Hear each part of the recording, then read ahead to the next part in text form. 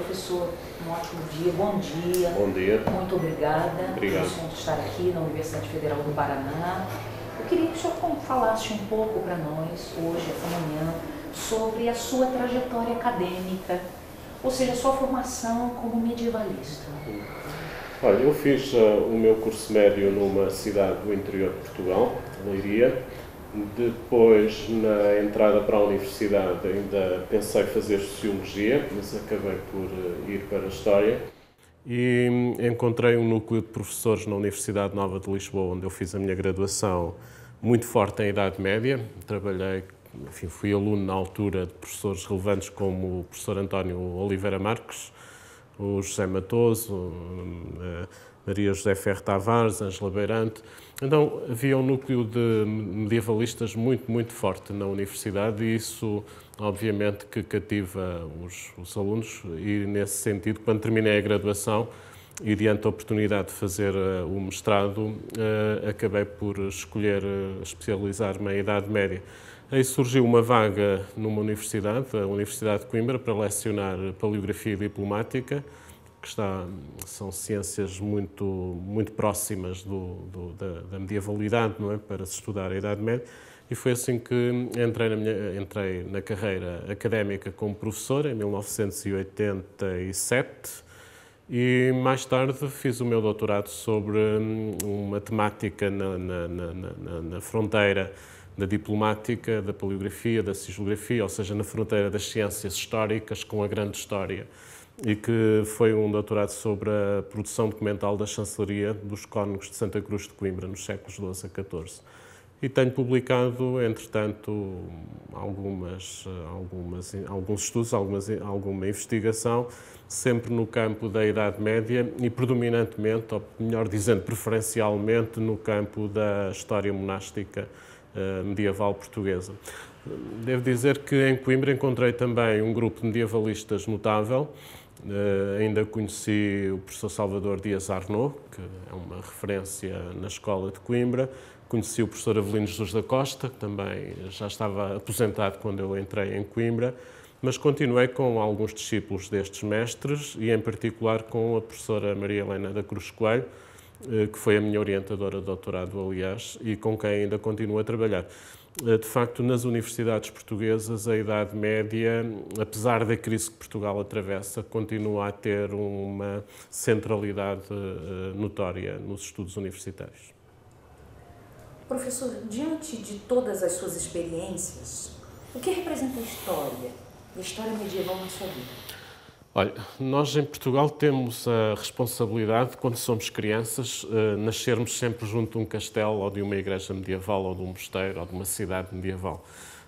Eu penso que o lugar onde se nasce e onde se recebe, enfim, onde se descobre a vida, influencia muito a sensibilidade da pessoa e a vocação da pessoa. E Portugal é um país muito carregado de história, de monumentalidade, como a velha Europa. E, nesse sentido, eu tendo nascido numa cidade que tem um dos mais belos castelos do mundo, que é o castelo da cidade de Leiria, que a Marcela deve conhecer, efetivamente, desde criança que me interessei muito pelo imaginário que uma criança pode ter da Idade Média. Eu penso que isso influenciou a descoberta da história e o gosto pela história, particularmente esse coração da história de Portugal, que é a gênese do país, não é? Que são os tempos medievais da afirmação e de identificação do país, de composição do país, que de facto nasce e ganha a sua identidade nos tempos medievais. Penso que isso é marcante na descoberta, no gosto pela história. Depois, com o amadurecimento, nós envolvemos-nos com as questões da sociedade, temos que pensar também no nosso futuro do ponto de vista do trabalho e, de facto, o ensino e a história acabaram por ser duas vertentes enfim, que se associaram. O trabalho no ensino, a história na investigação e, nesse sentido, efetivamente, acabei por me tornar um aprendiz de historiador e agora continuo. De que modo o senhor vê, na atualidade, o desenvolvimento dos estudos medievais? Quais são os campos de análise que ganham mais destaque hoje? Bom, a história tem modas, não é?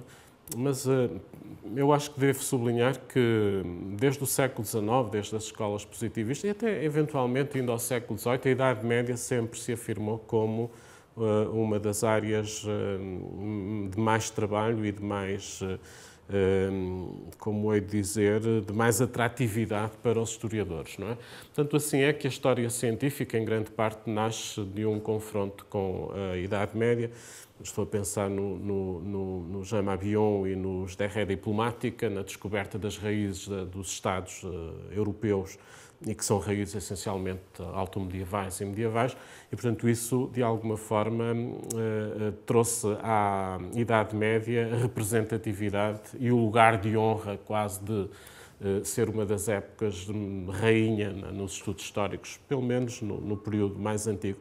E estou a pensar, efetivamente, nas tradições positivistas, mas depois também a evolução e a modernização do fazer da história que o século XX conheceu, particularmente marcado pelas inovações e mudanças que a França impulsionou, hoje em dia numa linha mais dialogante com as escolas saxónicas, em que determinadas áreas de investigação, como a biografia, o político, o institucional, continuam, o cultural, do ponto de vista da história das ideias, da história da erudição, continuam a pontificar e de facto, essa erudição é uma das características da escola historiográfica, enfim, saxónica e alemã também, obviamente, em geral.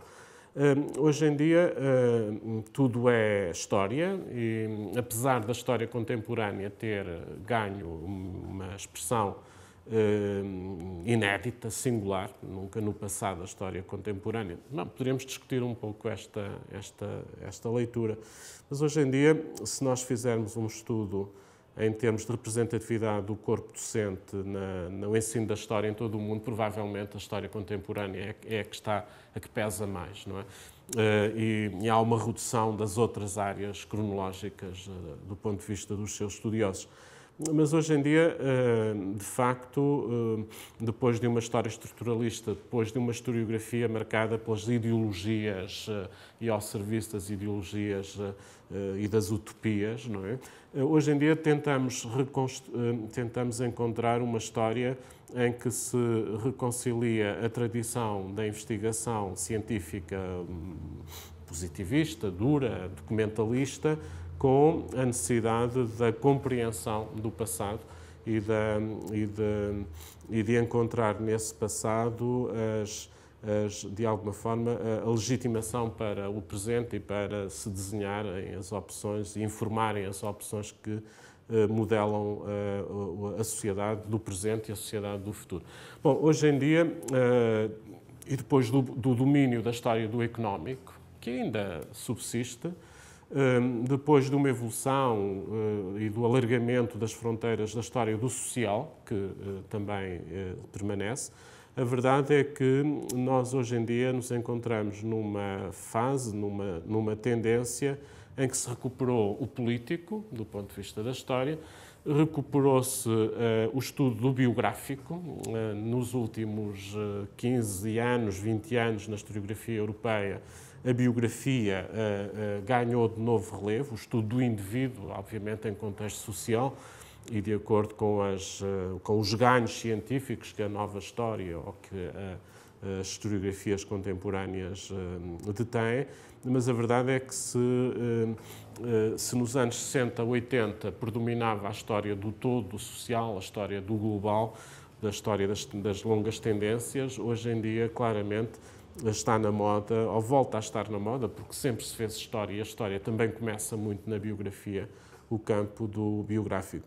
Uma outra tendência que encontramos é a valorização das chamadas ciências históricas, que alguma tradição historiográfica diminuía chamando-lhes de ciências auxiliares da história. Estou a pensar efetivamente em áreas como a história da escrita, a paleografia, ou a diplomática, ou a numismática, que sempre foram vistas como ciências menores no contexto do fazer da história. Ora, hoje em dia não há história sem fontes, sem documentação. Isto é uma lei que já vem do início da nossa historiografia moderna e contemporânea, mas hoje em dia tudo é fonte e tudo é história, não é? E isso obriga a que o historiador saiba manusear um conjunto de instrumentos e de metodologias de análise que lhe permitem verificar a autenticidade dos materiais com que trabalha. Não há história sem crítica, e esta crítica, no fazer da história, do meu ponto de vista, exige a compreensão e a definição da autenticidade, da crítica da autenticidade da fonte. Se um historiador trabalha com fontes que são falsas, tem que ter a consciência que está a trabalhar num campo que é o relativo àqueles que falsificaram essas fontes, às razões dessas falsificações. Portanto, mesmo que as fontes tenham sempre algo subjetivo na sua composição, a verdade é que o historiador tem de saber examinar e criticar as suas fontes para, a partir daí, efetivamente produzir um discurso cientificamente credível e autêntico. Não importa discutir aqui se o historiador se espelha naquilo que vê e se os olhos por que vemos o mundo e o passado são os olhos do presente. Não interessa, porque o historiador é um elemento enfim, efêmero. A questão histórica, a questão do passado, esse permanecerá para as gerações que virão a seguir. O historiador morre, a história continuará à espera dos seus outros historiadores. Então, a história hoje em dia tem essa reconciliação com as áreas mais da erudição. Tem também uma característica importante, que é a da multidisciplinaridade. O discurso histórico hoje em dia é um discurso muito marcado pelas renovações das visões das áreas ou da sociologia, ou da demografia, da economia, da geografia, da questão também associada aos outros saberes, mesmo das ciências exatas. Por exemplo, um campo que tem vindo a emergir é o da história das ciências e o da história do pensamento científico, da história das tecnologias. Isso exige que quem a faça saiba, obviamente, matemática, ou saiba de tecnologia e de engenharia, para se poder historiar e estudar. Assim como há outras áreas que têm frutificado. Estou a pensar no campo da arqueologia. Hoje em dia, se do ponto de vista da história europeia, da historiografia medieval europeia, a arqueologia sempre foi forte em países como a Inglaterra, ou a Itália, ou a França, hoje em dia é óbvio que a arqueologia medieval está também em crescendo noutros países, como em Portugal ou em Espanha. E, finalmente, a história da arte, não é? Essas duas grandes dimensões do fazer e da descoberta da medievalidade, que são o documento escrito e o monumento construído, o monumento edificado. Portanto, hoje em dia estamos num campo quase sem fronteiras, em que o desconhecido é muito maior do que o conhecido. E isso é muito desafiador para o historiador. Professor, qual é a importância, na sua opinião, dos estudos latino-americanos, mais especificamente dos brasileiros, nesse desenvolvimento dos estudos medievais, né, atualmente? E que contribuições o nosso olhar distanciado, né, proporcionaria à dinâmica da historiografia medieval? Sim, é uma pergunta muito justa e muito adequada. Eu não conheço profundamente a historiografia medievalista dos nossos colegas brasileiros, mas primeiro dizer que não há uma historiografia medievalista portuguesa ou brasileira ou espanhola. Não. Há historiografia da Idade Média, e que é feita por cidadãos e historiadores que têm nacionalidades, mas aquilo que estudamos é um objeto universal e comum, e, portanto, não há hierarquias, nem há classes, eu diria que não há aqui periferias na construção da história ou da descoberta da historiografia medieval, desde logo porque, e até por essa razão, há uma dívida científica grande à América Latina, por parte de historiografias europeias relevantes, como seja, nomeadamente, a espanhola, e veja-se a questão do percurso biográfico de um dos grandes medievalistas de todos os tempos, que é o Sancho de Albornoz, como sabem, e outros, não é? Porque, efetivamente, também se verifica situações próximas ou semelhantes, no caso de historiadores portugueses que descobriram no Brasil as raízes, enfim, o sentido da medievalidade portuguesa. Um dos mais notáveis historiadores portugueses viveu exilado no Brasil, foi o Jaime Cortesão, e é a partir do Brasil que ele redescobre, enfim, as raízes da nação portuguesa e da vitalidade portuguesa na construção da lusofonia. E, portanto, dizer em primeiro lugar que não há periferias, não é? Porque a história é comum, é um património da humanidade e, portanto, seja no Japão, seja no Brasil, seja na China, pode-se fazer boa história medieval e faz-se boa história medieval. O olhar distanciado, não é? Para usar um bocadinho também o Strauss, é de facto importante, porque, quase diria, o facto de se nascer num contexto cultural que não é o da velha Europa, não é? Com os largos horizontes, enfim, paisagísticos que o Brasil permite, isso liberta de alguma forma certos atavismos em relação à forma de olhar o passado e de interpretar e questionar o passado, porque história é questionação e à procura da verdade das coisas, do sentido original, do sentido da autenticidade dessas coisas. A verdade é que eu diria que hoje em dia que não há, enfim, há escolas historiográficas, naturalmente, que são escolas universitárias, mas que a historiografia medievalista que os colegas brasileiros fazem é absolutamente vital para o ganho de escala, por um lado, dos estudos medievais no mundo, e é também importante pela renovação, pela abertura, pelos novos ares que introduz nessa forma de olhar a história. A história medieval europeia é muito vasta e precisa de muitos obreiros. Se pudesse usar uma parábola bíblica, de facto, evangélica, a história é uma grande vinha, não é? E precisa de muitos laboratórios para vindimarem esse campo infinito, imenso. E, nomeadamente no campo português, nós estamos, neste momento, muito necessitados de mais gente a trabalhar na nossa história, a começar pelo estudo e pela edição das fontes com que fazemos essa mesma história. Então, a historiografia brasileira é se eu posso dizer, dos nossos colegas brasileiros, está a ser neste momento uma enorme renovação e também porque se exprime em português, isto também é importante para nós, obviamente, está a contribuir muito para o ganho de escala da escrita em português, desse fazer da história, por parte de historiadores que se exprimem e se entendem na língua de Pessoa e de Camões, o que é muito importante. E para finalizar, professor, que novos desafios frente ao futuro se coloca um historiador medievalista? Qual o perfil do novo medievalista, se é que ele existe, né? Sua formação deve englobar quais elementos? Essa é uma importante questão para os alunos. Né? E de que modo o conhecimento acadêmico pode atingir mais a sociedade? São três questões, não é? Mas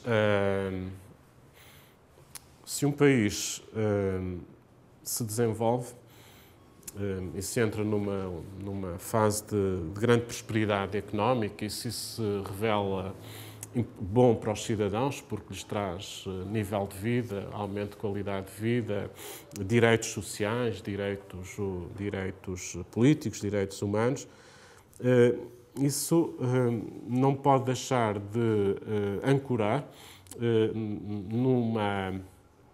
numa autoestima social que tem raízes identitárias, não é? Não há felicidade dos povos se não houver o reconhecimento da identidade pátria em que se nasce. Uma pessoa sem identidade, do ponto de vista psicológico e do ponto de vista da psicologia social, sem identidade não somos nada. Não é? Pairamos, flutuamos, mas não somos nada. Então, Não basta que haja política ou que haja políticas para o desenvolvimento económico e o aumento dos níveis enfim, da qualidade de vida dos cidadãos.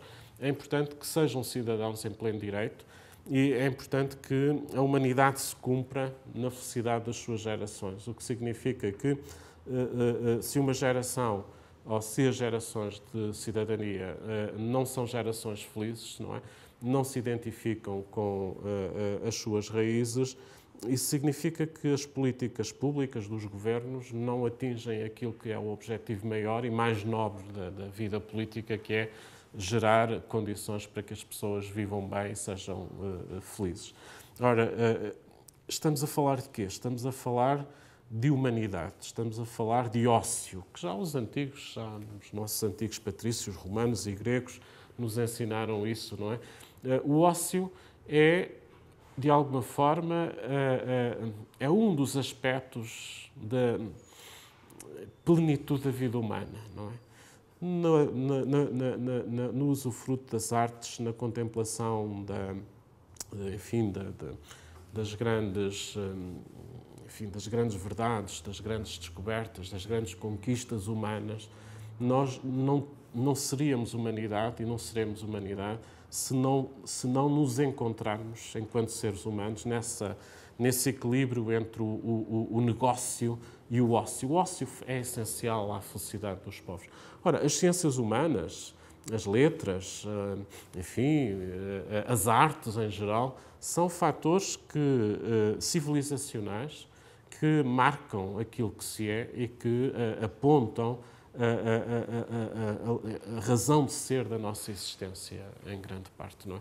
Portanto, não haverá nunca boas políticas públicas se não houver uma cultura das humanidades, uma cultura das artes, uma cultura também, enfim, das ciências, como dizia. Isso em primeiro lugar, não é? Não há gente feliz sem realização e sem consciência da sua identidade, não é? Pessoal, familiar, mas também de nação a que se pertence, não é? Se isso não existe, as nações não subsistem. A história demonstra-nos quando os povos deixam de acreditar naquilo que são ou naquilo que é a herança dos seus antepassados, geralmente essas civilizações colapsam e dão lugar a outras coisas, porque a história também nos diz que tudo é transformação. Em relação à questão da afirmação na sociedade dos estudos sociais, nomeadamente da história, eu penso que há que usar as novas metodologias, os novos canais de informação que são sociais, que são de massas, desde a comunicação visual às novas plataformas digitais, aos jogos. Há todo aí um nível toda uma componente de outras maneiras de comunicar, desde os celulares aos tablets, a todo esse mundo que envolve imagem e comunicação e que é o mundo do futuro, não é? A comunicação é efetivamente aquilo que neste momento, um dos negócios mais importantes ao nível do desenvolvimento económico das nações e dos povos e, portanto, há que usar essas novas linguagens e esses novos meios para difundir o conhecimento histórico, divulgá-lo de forma a que as pessoas, ao informarem-se, ao descobrirem esses pequenos prazeres ou esses grandes prazeres da história, aprendam, descubram esse conhecimento e, com essa descoberta, aprendam a amar aquilo que é o seu património. Certo, professor. E em relação à formação do novo medievalista? Bom, aí eu penso que, do ponto de vista universitário, o novo medievalista tem que ter uma boa base de metodologia de trabalho. Obviamente que neste campo tem que ter e dominar saberes práticos. O medievalista deve ser autónomo no acesso às fontes e deve ter uma preparação de crítica, de aprendizagem, de crítica das fontes essencial. Em segundo lugar, obviamente que o novo medievalista é um ser social que convive com diferenças e com olhares outros, e por isso o domínio das bibliografias e um domínio dessas bibliografias, do meu ponto de vista, com alguma humildade, não é? A crítica ao outro é obviamente necessária, mas que sejam críticas, do meu ponto de vista, sempre construtivas e não destrutivas. Isso é, obviamente, fundamental. E, bom, e para fechar o círculo, enfim, para fechar, o círculo não é a imagem adequada, mas diria para fechar o triângulo, obviamente que o medievalista necessita também algo de um conhecimento teórico e de uma reflexão teórica nos domínios das outras ciências, como a filosofia ou, enfim, as outras ciências sociais, e não só sociais também, que lhe permitirá, obviamente, redesenhar a compreensão do passado, que é, de alguma forma, aquilo que qualquer historiador procura. Muito obrigada, professor César Antônio Gomes. Obrigado, eu.